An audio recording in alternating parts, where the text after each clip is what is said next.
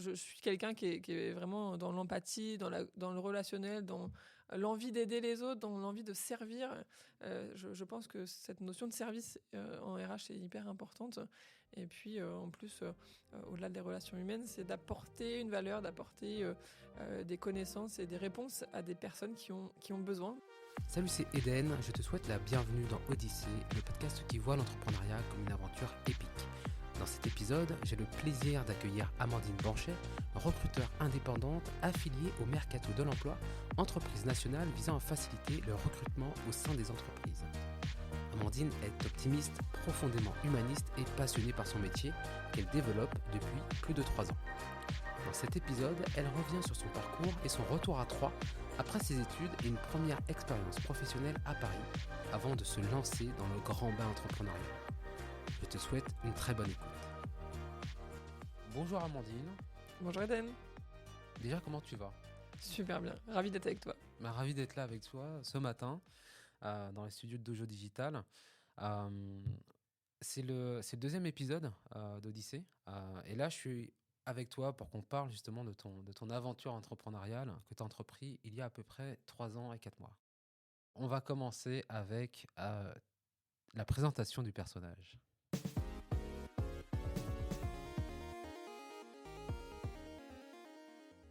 Alors Amandine, qui es-tu ? Qui je suis ? Amandine Banchet. Aujourd'hui, maman, 34 ans, entrepreneuse depuis 3 ans et 4 mois, comme tu l'as dit, dans le monde du recrutement. J'ai rejoint le réseau du Mercato de l'Emploi, qui est un réseau national d'entrepreneurs en recrutement. Ok. Avant ça, tu faisais quoi ? Avant ça, j'ai eu un parcours RH très classique en entreprise, plutôt généraliste en parlant d'activités effectivement de recrutement, d'administration du personnel et de gestion globale des RH plutôt en entreprise. Ok. Où est-ce que tu as fait tes études ? J'ai fait mon DUT-GEA à Troyes et ensuite je suis partie sur Paris. Donc j'ai fait ma licence et mon master en alternance en région parisienne. Ok. Où en région parisienne ? J'ai fait mon master sur Paris intramuros et puis Ok. en entreprise, dans différentes entreprises dans Paris également. Ah ok, d'accord. Ok. Ouais. Quand tu dis région parisienne, finalement, Oui, c'est Paris j'étais en dans fait. Paris. J'ai pas Ok. habité dedans Paris, mais j'ai Ok, travaillé ok. dedans Paris. Et t'habitais où ? T'étais plutôt 9-4, 9-3, 9-2, Ah, 9-1 j'ai fait 9-4 et 9-2. Ah, ok, cool. Ouais, Ah, les deux opposés au final. exactement. Ok, cool. Ok, super. Pourquoi t'as quitté Troyes pour Alors, tes études ? à l'époque où j'ai quitté Troyes, forcément, c'était pour les études. C'était pour les études et mon mari. Ok. À l'époque, on n'était pas mariés, mais effectivement, lui était parti 1 an avant moi finir ses études à Paris. Donc, je l'ai rejoint et pour le travail, forcément, on est resté à Paris pendant une dizaine d'années Wow. parce que forcément, en RH et en développement web, il y a plus d'opportunités sur la capitale.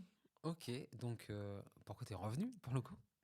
Pourquoi je suis revenue et je pense que j'ai toujours eu envie de revenir, ne pensant pas pouvoir le faire un jour, mais il est arrivé un Covid apparemment, qu'on connaît tous, et un bébé qui a aujourd'hui 4 ans, mais c'était l'opportunité effectivement de pouvoir se réinstaller près de nos familles, et avec le télétravail qui s'était développé, mon mari a un travail toujours sur Paris, mais en télétravail.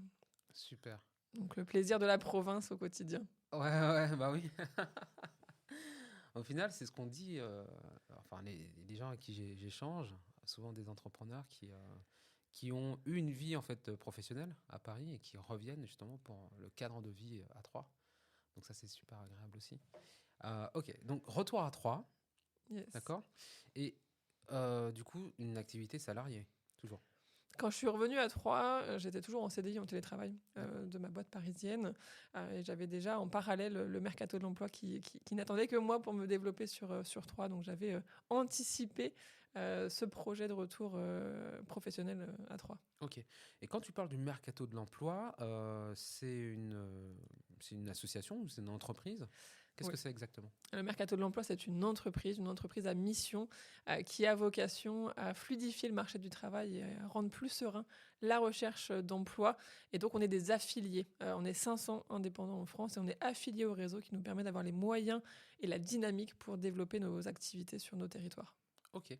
Et quand tu dis que tu l'avais déjà dans le collimateur, c'est que tu t'avais repéré cette entreprise-là en te disant, bah voilà, quand je vais revenir à Troyes, j'aurai la possibilité de m'y affilier et de développer en fait l'activité sur Troyes. C'est tout à fait ça. Quand on a su qu'on allait et qu'on avait ce projet de revenir, je me suis renseignée sur les opportunités professionnelles en RH, très limitées, à l'époque et j'ai découvert, mais classiquement comme une recherche d'emploi, une offre, sur Indeed du mercato de l'emploi de recruteurs indépendants et à l'époque, je me suis pas dit que je pouvais être indépendante, ni que ça existait dans ce type de métier et quand j'ai vu l'offre, j'ai dit: «OK, bah, c'est ça mon projet, je veux, j'y vais», et donc j'ai préparé ce projet pour revenir, m'installer sur Troyes et développer cette activité sur Troyes principalement, oui. Qu'est-ce qui a fait qu'est-ce qui a développé chez toi ton goût pour les RH? Mon goût pour les RH, il remonte à plus de 13 ans, maintenant, après mon DUT, GEA, je pense que voilà, je suis une personnalité, un personnage plus, dans l'empathie et dans la relation humaine. C'est quoi le DUT GEA? À l'époque, diplôme universitaire technologique, gestion des entreprises et des administrations. Aujourd'hui, ça a changé, ça s'appelle le BUT. Donc à l'époque, moi, je l'ai fait en 2 ans. D'accord. Maintenant, ça se fait en 3 ans. Donc un bachelor université, technologique. Et donc on apprend et on appréhende plein, de types de fonctions en Mmh. entreprise. La comptabilité, les ressources humaines, la gestion administrative, le marketing. Mmh. Et puis c'est, parce que je ne savais pas ce que je voulais faire à l'époque, mais ma tendance était plus sur, tout ce qui va être dans la relation humaine, Mmh. et c'est pour ça que j'ai orienté, vers une licence, RH à proprement dit. OK. Hem, Pourquoi la relation humaine? Pourquoi ce domaine en particulier, ce sujet en particulier? C'est une très bonne question. Merci Eden, de pouvoir me permettre de réfléchir à ce sujet-là. Je suis quelqu'un qui est vraiment dans l'empathie, dans le relationnel, dans l'envie d'aider les autres, dans l'envie de servir. Je pense que cette notion de service, en RH est hyper importante et puis, en plus, au-delà des relations humaines, c'est d'apporter une valeur, d'apporter, des connaissances et des réponses à des personnes qui ont besoin de nous parce que les RH en entreprise sont essentiels, malgré que toutes les entreprises ne soient pas encore, épaulées, d'une équipe RH. Je pense que voilà, le sujet RH est partout, dans toutes les entreprises et dans tous les besoins de développement. OK. Donc, une grande sensibilité sur l'humain, sur les rapports humains, ce que tu peux apporter aussi à d'autres personnes avec les compétences que tu as acquises.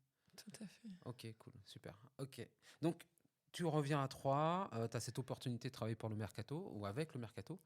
Hem Et tu passes en fait d'un statut de salarié à un statut d'entrepreneur pour le coup? Totalement. OK. Comment tu appréhendais cette transition-là? Comment tu l'as vécu à ce moment-là, il y a 3 ans et 4 mois? Ouais.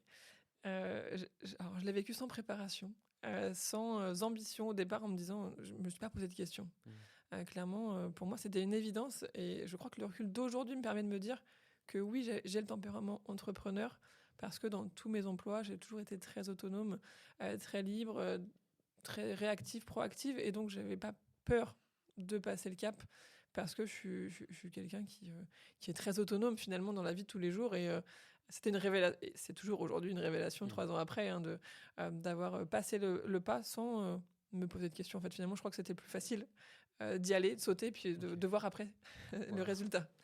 OK, c'est culotté, hein, quand même, Un peu. de passer de statut de salarié avec, tous les avantages qu'on peut y trouver, vers en fait un statut, assez, aléatoire ou du moins une posture un peu plus aléatoire d'entreprendre, de créer son emploi, de créer son métier, de le développer aussi, sur un territoire sur lequel tu reviens, où tu as pas forcément beaucoup de réseaux aussi professionnels, donc tu dois tout construire. Oui, alors déjà, j'avais une certitude en revenant, à Troyes que c'était le bon endroit pour le faire. Je l'aurais pas fait à Paris. Clairement, pour moi, j'étais pas assez, à l'aise dans le milieu parisien pour me faire une place. À Troyes, forcément, c'est plus petit, j'ai de la famille, hein, j'ai de l'entourage, et l'anecdote, c'est que un de mes clients, c'était mon ancien tuteur de stage de GEA, il y a 12 ans à l'époque. Donc finalement, le lien s'est fait et s'est recréé avec le réseau que j'avais gardé, sur le territoire. Donc c'était plus simple aussi. Donc j'ai redéveloppé, forcément 3 ans après, un réseau plus étoffé. Mais quand je suis arrivée, j'avais, 2 chances. C'était, mon expertise métier, du recrutement, évidemment, et j'arrivais avec, une certitude que j'étais à l'aise dans ce que je faisais. Donc j'avais pas à réapprendre un métier. Hem de prestations intellectuelles. Donc, en fait, je suis entrepreneuse, mais pas sur un investissement et sur un business où j'ai dû faire des prêts à la banque et transpirer tous les jours pour développer mon activité. Et puis, le réseau, clairement, je pense que euh, j'avais confiance, alors, et tant mieux, mais j'avais peut-être une confiance aveugle en me disant je vais y arriver sans me poser de questions. Et le réseau, finalement, que j'avais de l'époque, que j'ai entretenu quand même un petit peu, puisque même si j'étais partie, ma famille est toujours là, donc j'ai toujours gardé des contacts avec le territoire et ça s'est redéveloppé très vite finalement en arrivant. Il a suffi de 1, 2, 3 contacts pour que l'effet boule de neige puisse se faire. Et depuis 3 ans, voilà, j'ai même des clients récurrents depuis 3 ans. Waouh, ok, c'est génial. Justement, tu as parlé des compétences. Là, on va parler des compétences que tu as acquises. Si tu avais 3 compétences clés qui te servent au quotidien, ce serait quoi et pourquoi? Les 3 compétences clés aujourd'hui, la première est dans mon métier de tous les jours et de ce que j'aime faire, c'est toute cette capacité de communication, alors surtout à l'écrit. D'ailleurs, j'adore faire ce podcast avec toi, mais je suis plus à l'aise à l'écrit, dans toute cette construction, dans notre métier d'annonce d'emploi, de mail, de réponse, à candidature et de réseaux sociaux, parce que forcément, on communique aussi sur le métier, sur le réseau et j'aime beaucoup partager. Donc, la compétence rédactionnelle, est importante, alliée évidemment avec la compétence oratoire, parce qu'on passe notre temps à échanger avec des clients, avec des candidats, avec des prospects, avec nos homologues, parce que je suis pas seule, je suis indépendante, mais pas seule du tout, parce que j'ai toujours des contacts avec des gens du mercato, soit sur le département, soit au siège, soit ailleurs. Donc vraiment cette capacité à créer du lien, et donc pour moi c'est une compétence en elle-même, hein, qui est de savoir communiquer, même si je sais que j'ai encore besoin de progresser, et c'est un de mes axes d'amélioration, mais c'est hyper important. Et puis la compétence recrutement classique, RH finalement, et cette vision globale des RH. C'est-à-dire que je fais du recrutement tous les jours. Donc c'est mon métier de tous les jours. Et d'ailleurs, dans le recrutement, il y a 1000 métiers. Ça c'est l'avantage. Euh, mais cette sensibilité RH globale, générale, me permet d'être à l'aise sur les thématiques de période d'essai, de rupture conventionnelle, de départ pour démission, création d'entreprise, d'avoir cette culture générale globale RH qui vient me rassurer moi, et peut-être aussi encourager des entreprises à me questionner sur autre chose que le pur processus de recrutement en lui-même. Ok. Donc là, pour résumer, tu as parlé de compétences rédactionnelles, de compétences d'expression orale et de culture générale? Culture générale, RH, très orienté RH Très forcément. orienté RH. Ok, super. C'est-à-dire que dans ton activité professionnelle, tu es amené à côtoyer différents secteurs d'activité, l'industrie, le service, etc., etc. En quoi est-ce que tu te différencies des agences en fait de recrutement, type, je sais pas, Manpower par exemple? Alors, première différence, c'est que je fais pas d'intérim, avec forcément Manpower et les autres agences d'intérim ont cette casquette intérim. Donc moi, je ne suis pas un employeur, je suis un intermédiaire entre les entreprises et les candidats. Donc c'est la première distinction, c'est que effectivement, je ne fais pas d'intérim, Hmm. c'est uniquement du placement.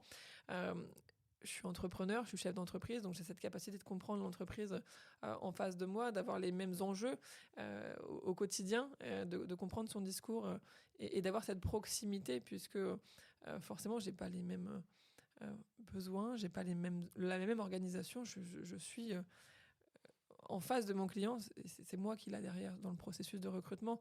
Dans des entités, pour ne citer que pas que Manpower, Adecco ou autre, Hmm. il y a une direction, il y a des directives, il y a forcément des process qui sont très établis. Moi, j'ai plus de souplesse, d'adaptabilité dans la prestation que je vais proposer, dans le quotidien qu'on va créer avec le client. Et puis, c'est une activité. Et moi, je suis indépendante. J'ai pas besoin d'avoir 25 clients par mois pour rentrer du chiffre, pour avoir ce besoin de volume. Donc voilà, j'ai une attache particulière, justement, à cette relation de proximité qu'on peut créer avec les entreprises. Aujourd'hui, tu as combien de clients? Aujourd'hui, alors, forcément, d'un mois à l'autre, ça varie un petit peu. J'ai une quinzaine de clients Ok. Depuis 3 ans, du coup. depuis 3 ans. Avec une courbe ascendante, j'imagine. Tout à fait. Et comme je disais tout à l'heure, pas mal de récurrence. Mon premier client d'il y a 3 ans qui m'a fait confiance alors que je n'avais pas encore démarré mon activité d'indépendant est toujours client aujourd'hui. Et d'ailleurs, le premier recrutement que j'ai fait, c'est quelqu'un de mon réseau très proche et qui est aujourd'hui ma cliente finalement. Donc j'ai la chance d'avoir cette récurrence. d'avoir des clients qui me recommandent, d'avoir une visibilité sur les réseaux qui me permet aussi de développer mon activité. Donc ça facilite aussi le quotidien. Ok, très bien. C'est quoi le cycle de vie de tes clients justement? Est-ce que c'est des contrats que tu passes annuellement avec eux? Est-ce que c'est des paiements mensuels? Comment ça? Quel est ton modèle économique? Alors, autre avantage, c'est qu'en fonction du client, en fonction de sa taille d'entreprise, en fonction de son projet et ses projets en recrutement, on est capable d'avoir une prestation très différente. Effectivement, j'ai notamment un gros client on a un contrat annuel, effectivement un engagement sur une année de recrutement parce qu'il y a une volumétrie dingue. On est à plus de 20 postes ouverts chez eux parce qu'ils ont une forte croissance. Et puis, je vais avoir une PME de moins de 20 collaborateurs sur un one-shot parce que il y a un besoin précis à un instant T et que je suis Ponctuel. arrivée au bon moment, effectivement, Mhm. ponctuel. Et puis, j'ai cette fameuse récurrence du turnover classique d'entreprise où on en recrute 2, il y en a un qui part, on en recrute 3, il y en a 2 qui partent. Et finalement, comme ils ne sont pas assez gros pour avoir un chargé de recrutement en interne, il y a cette confiance qui s'est créée lors du processus et je suis recontactée régulièrement par des entreprises avec lesquelles j'ai travaillé il y a 6 mois, 1 an et puis qui, dès qu'ils ont un besoin, me rappellent et ça, c'est chouette. Ok. Parce que on va faire une petite parenthèse. Le recrutement, c'est un véritable enjeu. C'est pas quelque chose qu'on peut prendre à la légère. Quand on accueille un nouveau collaborateur, une nouvelle collaboratrice, on a cette, et tu vas me corriger si je me trompe, mais on a cette crainte, on va dire, de ne pas avoir fait le bon choix, parce qu'après, du coup, il y a tellement de process administratifs. Une fois qu'on a recruté quelqu'un, si on n'a pas la bonne chance d'être bien tombé, là, ça devient une vraie galère, en fait, pour se séparer du collaborateur, de la collaboratrice, et à nouveau, en fait, recruter la bonne personne. Est-ce que c'est pour cette raison spécifique que les gens viennent te chercher, parce que tu as cette expertise et cette finesse dans le recrutement? En partie, mais j'aime bien temporiser parce qu'il y a plein de raisons pour lesquelles on fait appel à nous. La première chose qu'on entend toujours, c'est personne ne veut travailler ou j'arrive pas à recruter. Il faut déjà savoir pourquoi. Parce qu'effectivement, si vous avez juste mis une offre sur France Travail, vous n'avez pas de collaborateur RH en interne, que vous n'êtes pas sensibilisé au recrutement et que l'offre rédigée est soit incomplète, soit trop longue, soit pas attractive, forcément, vous n'arrivez pas à recruter. Donc, c'est déjà d'identifier le besoin. Et puis, nous, on a cette expertise, ce recul. On n'est pas impliqué dans la vie de l'entreprise. Donc, on a une hauteur de vue sur le contenu de l'annonce, sur le mode de recrutement, sur les candidats qui peuvent correspondre aussi en entreprise. Donc, aujourd'hui, il y a plein de raisons pour lesquelles ils nous contactent. Le gros client dont je parlais tout à l'heure de récurrence sur une année, il a une équipe en interne. Il a une chargée RH, une chargée de recrutement. Il y a tellement de volume qu'elles ne peuvent pas absorber à deux. Elles n'ont pas les mêmes outils. Donc, on est complémentaires d'un client qui a une équipe RH en interne. Et à l'inverse, on est partenaire exclusif recrutement avec des plus petites entreprises qui n'ont pas de collaborateurs en interne, pas d'outils, pas de temps, pas d'expertise. Et ils ont besoin d'avoir quelqu'un en externe qui va aller chercher le candidat, qui va aller diffuser, multidiffuser ses offres, qui va apporter le pipe, le pipe de candidats qui peut répondre aux attentes de leur entreprise. Et forcément, c'est ça aussi. Et moi, c'est pour ça que je m'éclate au quotidien, c'est qu'il n'y a pas un seul schéma type. Il y en a autant qu'il existe d'entreprises et de volonté d'entreprise et de chefs d'entreprise à comprendre que le recrutement est important, à comprendre qu'ils n'ont pas forcément les moyens matériels, financiers, humains en interne pour le faire et qu'on est là pour les accompagner, pour créer de la valeur et développer leur activité. Ok, super cool. On peut refermer la parenthèse du coup. J'aimerais que tu me dises là un bilan. Pas que tu vas arrêter ton activité, mais un bilan de mi-parcours, on va dire, au bout de 3 ans et 4 mois. J'insiste parce que j'ai lu ça ce matin, de ton aventure entrepreneuriale, parce que c'est de ça dont on parle en fait Oui. dans Odyssée. L'entrepreneuriat, c'est vrai que c'est pas facile. J'étais en formation hier, enfin j'animais en fait un atelier, et c'est comme ça que j'ai ouvert cet atelier en disant voilà. Entreprendre, c'est compliqué, c'est pas facile. Il faut avoir plusieurs casquettes. Il faut avoir énormément de compétences, de résilience. Il faut avoir un état d'esprit euh, de croissance. En fait, ne pas s'arrêter, toujours être en quête d'amélioration, à la fois de soi-même, de son produit, service. Est-ce que tu peux, là, nous dire, OK, au bout de 3 ans et 4 mois, où est-ce que j'en suis et quel est mon état d'esprit? Ouais. Le bilan est un peu dingue, très mathématiquement. En 3 ans de mercato de l'emploi, je suis partie 3 fois grâce à mes résultats en voyage suite à un challenge au mercato. Donc le résultat financier est bon. Euh, En termes de personnalité, et j'ai toujours la phrase qui résonne de mes parents qui me disent: on n'aurait jamais imaginé que tu ferais tout ça et que tu en serais là. Et en plus 2024, alors je suis avec toi en podcast, j'ai tourné des vidéos il n'y a pas longtemps, je passe à la radio et bientôt je passerai une fois à la télé. Donc en fait, c'est super dingue parce que justement, c'est un quotidien hyper mouvant, hyper riche. L'essentiel, c'est d'être bien entouré, en fait, d'être bien entouré personnellement, professionnellement, de savoir interroger les bonnes personnes au bon moment quand on a des moments de faiblesse ou de doute. Forcément, j'ai conscience de mes axes d'amélioration.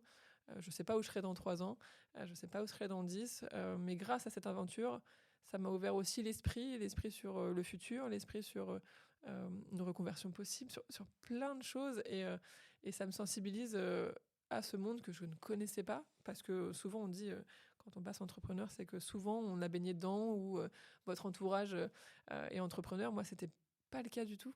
Et pour le coup, c'est vraiment une révélation sur ce point-là. Euh, donc, être bien entouré, être toujours en quête, en recherche d'amélioration, de bonnes pratiques, de conseils, et puis y croire, en fait, être optimiste, avoir le sourire et aller de l'avant pour créer des opportunités. Il faut aller les chercher, les opportunités, ça c'est sûr. Ouais, elles vont pas tomber tout cuit dans le bec, comme on dit. Faut prendre son bâton de pèlerin et puis parler à tout le monde, rencontrer des gens, développer son réseau, quoi. Oui, oui, oui. Et puis alors, je suis le contre-exemple parce que j'ai l'impression d'avoir beaucoup de chance parce que moi, les clients viennent à moi très naturellement et souvent, la difficulté numéro 1, et surtout au mercato, c'est la prospection. Et moi, j'ai pas à le faire, donc c'est vraiment une force.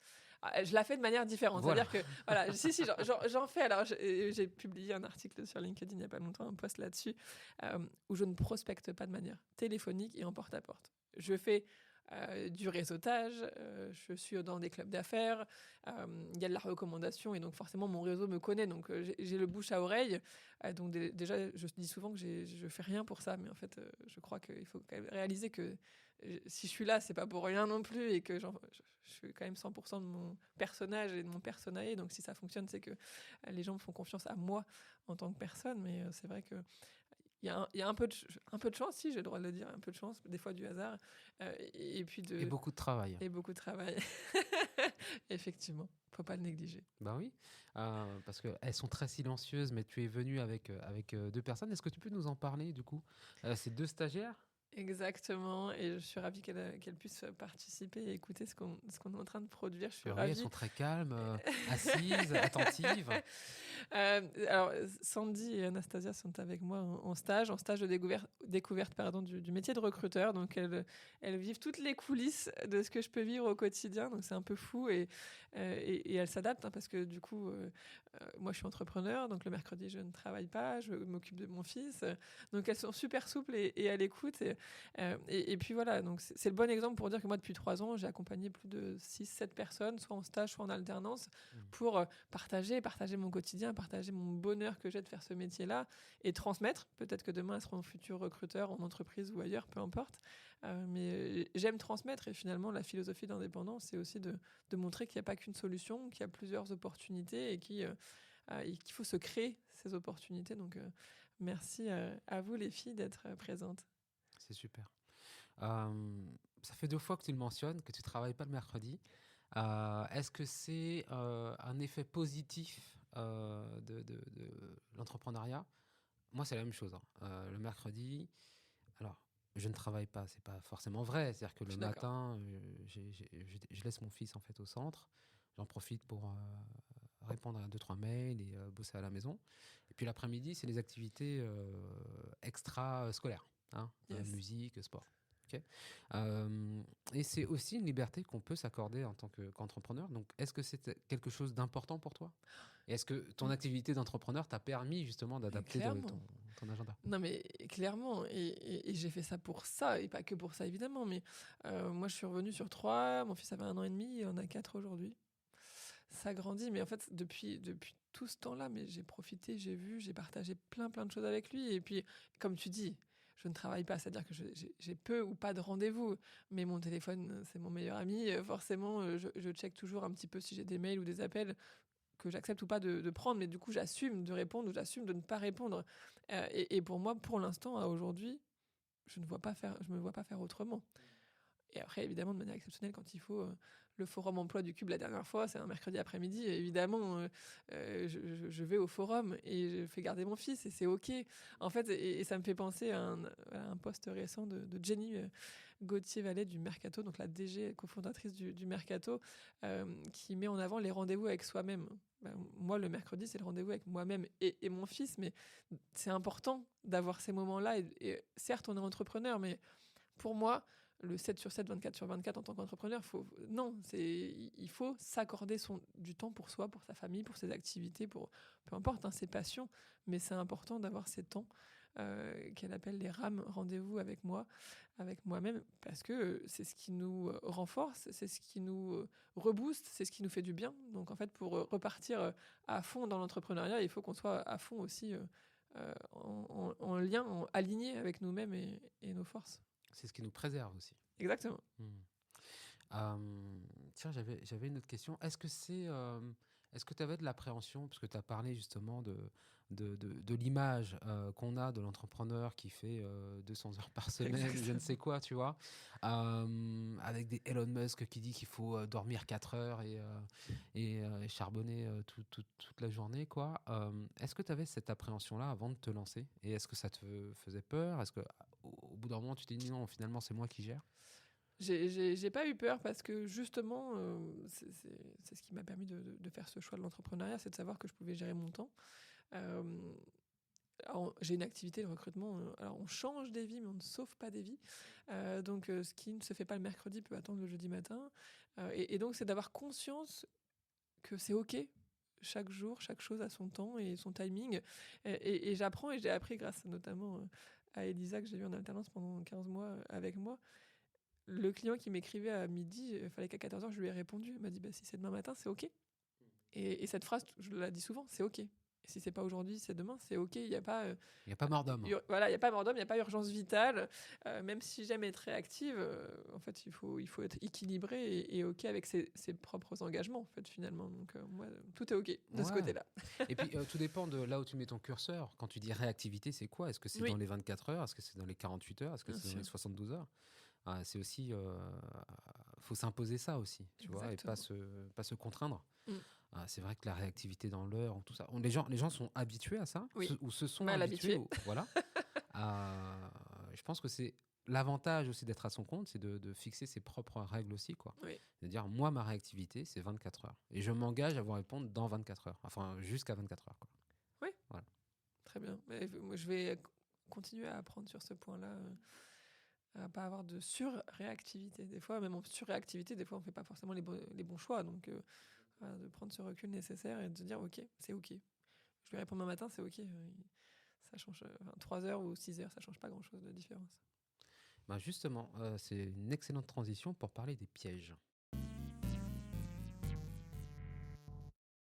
Là, justement, quels sont, selon toi, et avec ton expérience, les pièges à éviter quand on est entrepreneur? Le premier piège à éviter, c'est de dire je suis indispensable, je dois tout gérer, je dois tout savoir faire, d'être trop dans je suis trop engagé. Et je parlais tout à l'heure d'être bien entouré. En tant qu'entrepreneur, être bien entouré, c'est faire confiance à son comptable, faire confiance à des partenaires, à des prestataires et de se dire ok, j'ai pas la compétence et la science infuse sur tous les sujets. Tu parlais de formation justement tout à l'heure. Évidemment, quand on est entrepreneur, on a une idée, on a un objectif. Mais une entreprise, c'est de la finance, c'est de la compta, c'est du marketing, c'est de l'innovation, c'est de la R&D. À quel moment quelqu'un peut tout maîtriser?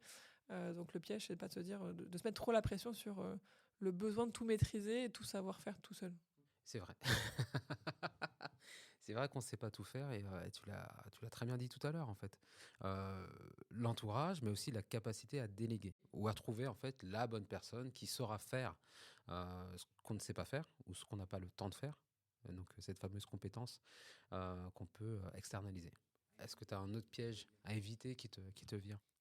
Le piège à éviter, et je fais le parallèle avec tout ce qui se passe au mercato de l'emploi, on est plus de 500.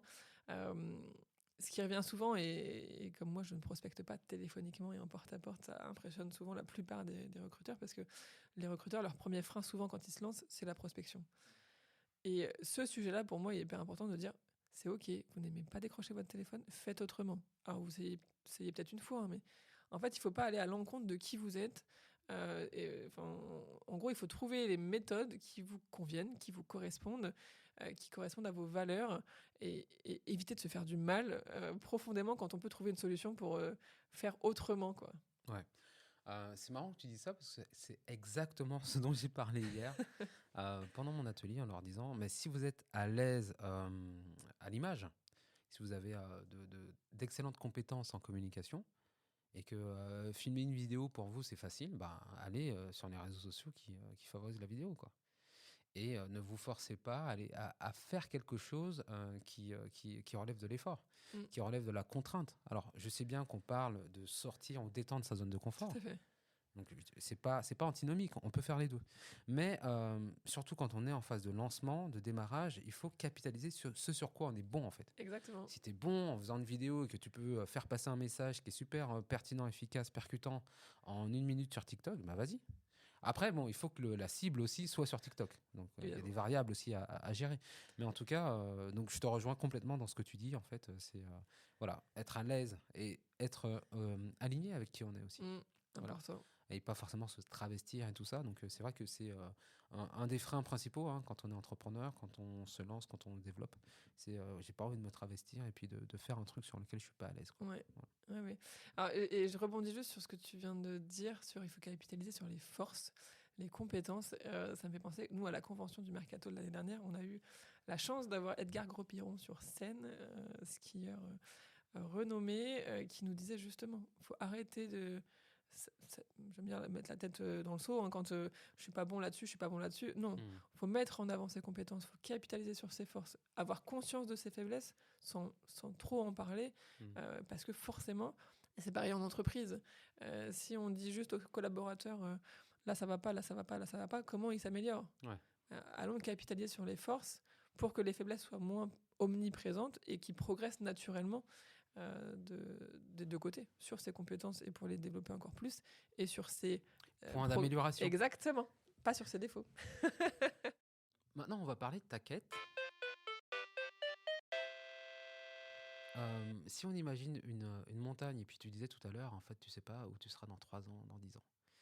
Imaginons une montagne avec un drapeau à planter. Ce serait quoi, en fait?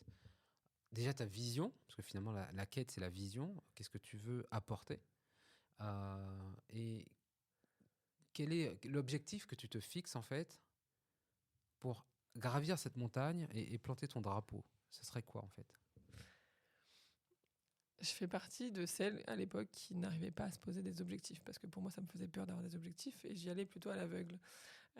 Récemment, et forcément grâce au Mercato et à tout ce qui se passe, j'ai compris qu'il fallait que je me mette des objectifs, et que les objectifs n'étaient pas forcément que quantitatifs, mais peuvent être qualitatifs. Et donc d'avoir, aujourd'hui, je pense que j'ai plus d'objectifs qualitatifs d'ailleurs que quantitatifs. C'est pas un chiffre d'affaires que je vais aller chercher, c'est plutôt cet alignement avec mes valeurs, avec ce que j'aime faire, avec le service que je rends, parce que je permets aux entreprises de continuer à se développer, de rassurer leurs activités et leurs collaborateurs dans des temps qui sont plus ou moins compliqués.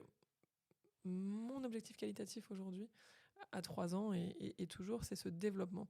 Pas le développement du chiffre, mais le développement du mercato, parce que j'en ai pas parlé jusque-là, mais donc moi je suis aujourd'hui mentor, c'est-à-dire que j'accompagne des nouveaux consultants dans leurs activités entrepreneuriales. Donc toujours cette notion de transmission. Le but est d'accompagner encore mieux, encore plus de personnes vers leur propre développement, de continuer à asseoir mon activité qui est aujourd'hui récurrente et plutôt sereine, et à continuer de partager. Parce que effectivement, certes, je travaille avec mes clients, mais je fais travailler aussi les autres consultants du réseau. Et ma force, et je pense que c'est là où le sens du service, l'empathie et le partage, qui sont mes valeurs aujourd'hui, m'emmènent. C'est plutôt dans la relation aux autres. Mon objectif, c'est de continuer à diffuser, à accueillir d'autres stagiaires, à accueillir d'autres personnes pour diffuser ce plaisir du métier, ce développement personnel et professionnel qu'on peut avoir dans ce type d'activité. Toujours évidemment avoir du chiffre d'affaires récurrent, mais j'ai pas peur du chiffre. Et j'ai besoin de cette qualité qualité de vie, qualité des personnes et qualité de l'accompagnement que je peux avoir à proposer aux entreprises, aux candidats et ou aux futurs consultants qui nous rejoignent au sein du réseau. Ok, mais rassure-moi quand même. T'as un œil sur les finances. C'est-à-dire que, Heureusement que j'ai un comptable surtout. voilà, qui te dit, bon, par rapport aux dépenses, par rapport à tout ça, Oui. ce serait important d'avoir un tel chiffre d'affaires.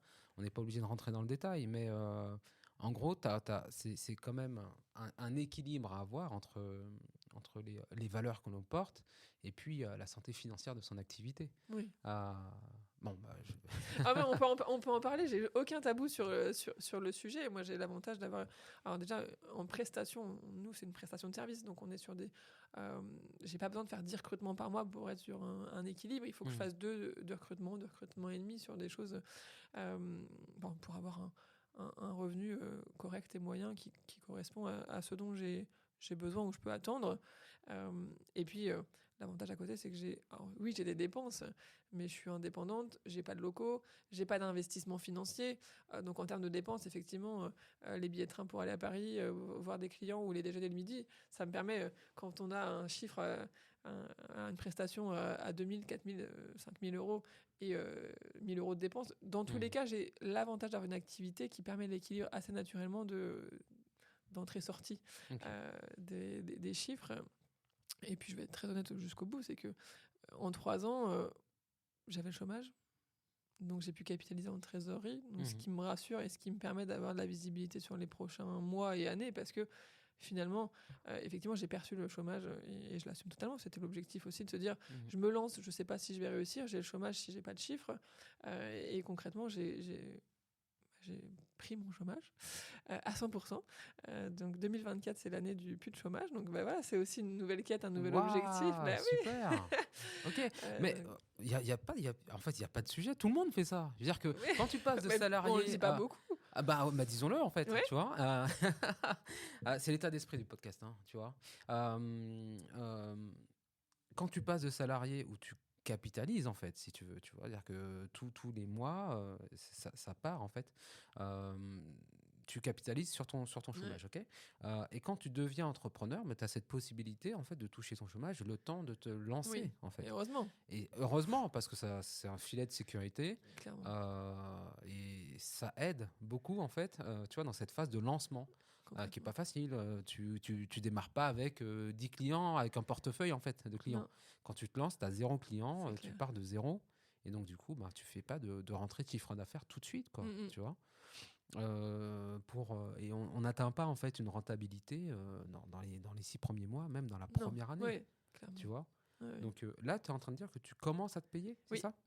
Oui. Donc du coup, forcément, au bout de 3 ans, je fais plus attention aux chiffres. Maintenant, je calcule et puis je me rends compte.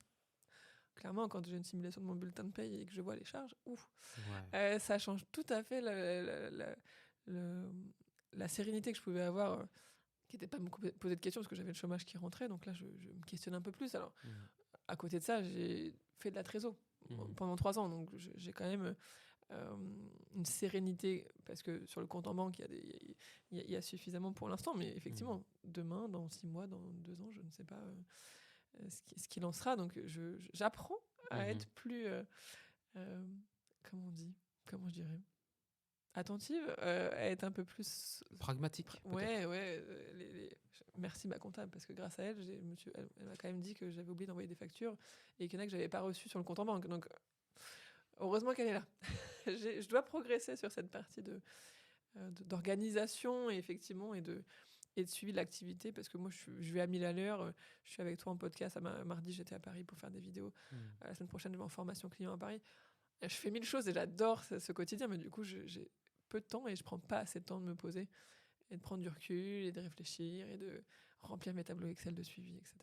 Ok, ouais, mais du coup c'est important, mais ça fait partie aussi des compétences clairement à avoir et puis des incontournables, on va dire. J'ai un gros axe de progrès là-dessus. Alors, les power-ups, c'est quoi? C'est des ressources, hein, donc ça peut être des livres, des outils, des méthodes que tu utilises ou qui t'aident à t'améliorer en tant qu'entrepreneur que tu aurais envie de partager aujourd'hui. La première chose à laquelle je pense, c'est The Bee Boost, Aline Bartoli, The Bee Boost, qui a un podcast, qui a des vidéos, qui fait de la formation, la BSB Academy, que je suis depuis quelques mois et que j'adore parce qu'en termes de contenu, en termes de propositions de valeur, je pense qu'elle nous touche tous et même au sein du Mercato, on est plusieurs à la suivre. Et ça, ça ouvre des portes, ça casse des préjugés, ça donne des tips. Franchement, à suivre en podcast, j'adore. Ouais, je The recommande Bee Boost. beaucoup. Ouais, Oui, top. oui, oui. Aline, si tu nous écoutes, je te fais un gros bisou. Parfait. Ok. C'est vraiment la première chose à laquelle je pense. Je suis plutôt livre développement personnel. Pour l'instant, je suis pas encore assez. J'ai pas pris le temps de lire assez. J'adore lire. J'ai le livre d'Edgar Cropillon qu'on a vu à la convention que j'ai commencé sur le rêve et j'adore. Mais je suis au premier chapitre parce que j'ai fait 1000 choses entre temps. Mais donc voilà, j'ai pas un livre en tête particulier en plus. Et puis moi, ce que j'aime faire particulièrement, c'est m'entourer, de récupérer des tips de droite et de gauche, surtout sur les réseaux, finalement, aujourd'hui, de suivre les influenceurs RH ou les recruteurs et de partager vraiment sur nos problématiques. Donc, j'ai pas d'autres éléments là en tête que je pourrais te citer. Ok, cool. Bah, c'est déjà pas mal, hein. C'est déjà super. Et on va passer au next level. Ça réveille, hein. J'adore. J'adore les jingles. Alors, du coup, Amandine, c'est quoi ton next level? C'est quoi tes prochains objectifs, prochains défis? C'est quoi la prochaine étape pour toi et le développement du Mercato? Alors, la prochaine étape, alors si je peux parler timing, mais ça dépend de quand ça va être en ligne. Plateau BFM en direct. C'est Je quand suis en ça? panique, début mai. Pourquoi ça te fait peur? C'est du direct, c'est à la télé, c'est avec d'autres personnes influentes plus ou moins, mais en tout cas avec des journalistes, avec vraiment... là, c'est intimiste le podcast, on se connaît, on se côtoie, c'est chouette. Demain, c'est diffusé France entière. Donc, c'est la montée d'adrénaline qui fait que... Alors, je suis bonne en impro et j'aime être dans cette instantanéité, mais tu as moins le droit à l'erreur quand c'est en direct, tu peux pas couper au montage et que c'est devant... plein de millions de téléspectateurs. De ouf, clairement. Après avoir fait la presse, la bannière sur un terrain de foot, le set de table à l'Ours Noir, je passe à la télé. Dingue. Waouh. Est-ce que pour toi, ça représente quelque chose que tu avais visualisé? Tu t'étais dit, ça peut être un jalon, ça peut être un objectif. Voilà, dans les 3 ans, je dois faire un passage télé, une grande chaîne. Alors forcément, les premières années, j'y ai pas pensé une seconde parce que je ne m'attendais pas à avoir une réussite de business aussi importante. Et là, cette année, c'était mon objectif. 2024, quand j'ai commencé l'année, j'ai dit, il faut que j'y sois. Parce que c'était un peu la consécration de mon implication dans le réseau, de ma réussite, et puis de mon côté un peu égo, dire ok, on me voit partout, j'ai envie qu'on me voit partout, et j'ai envie d'aller à la télé parce que c'est le truc en plus qui va faire waouh. Déjà, en termes de fierté personnelle et de mon entourage personnel, forcément, parce que tout le monde en parle, voilà, à mes parents, à tout le monde, en disant mais qu'est-ce qu'elle fait Amandine, on la voit partout. Attendez de me voir à la télé. Donc sur BFM Business. Exactement. Ok, super. Bah écoute, comme tu dis, c'est une récompense aussi du travail. Et quand on entreprend, on fait des choses, on n'a pas forcément des résultats immédiats. Mais en tout cas, on sème des graines, quoi. Hein, et souvent, on récolte pas tout de suite. Donc, il faut savoir être patient. Et effectivement, quand tu dis poser des objectifs, ça aussi, c'est la visualisation. C'est se dire, je voudrais que à telle échéance, dans 6 mois, dans 1 an, j'ai réalisé ça. Et le fait de le poser, ben, ça nous contraint, ça nous oblige en fait à tout faire en fait pour y arriver. Et quand on y arrive, c'est ok, je suis capable de faire ça. Donc c'est quoi le prochain truc? Oui. Tu vois. Et est-ce que tu étais dans cet état d'esprit? Est-ce que tu t'es posé en tailleur dans ton salon en visualisant que tu étais sur le plateau de BFM TV? Concrètement, pas du tout. Pas du tout. Non, pas du tout. Ma petite échelle troyenne, et j'adore mon échelle troyenne, je ne pensais pas que ça irait jusque-là, mais fierté au maximum. Enfin, concrètement, Je pense que c'est l'accomplissement et l'aboutissement d'une passion de mon métier et puis du plaisir que j'ai à partager mes connaissances, mes compétences et mes conseils sur le sujet du recrutement et des RH de manière plus générale. C'était Odyssée, le podcast qui gamifie l'entrepreneuriat. Si tu as écouté cet épisode, si tu as aimé cet épisode, je te demande de le liker, de laisser un commentaire, de le noter, de mettre 5 étoiles si tu veux, lâche-toi, fais-toi plaisir. Et c'est surtout de le partager auprès de toi si tu penses que ce dont on a parlé pourra être utile à un entrepreneur de ton entourage.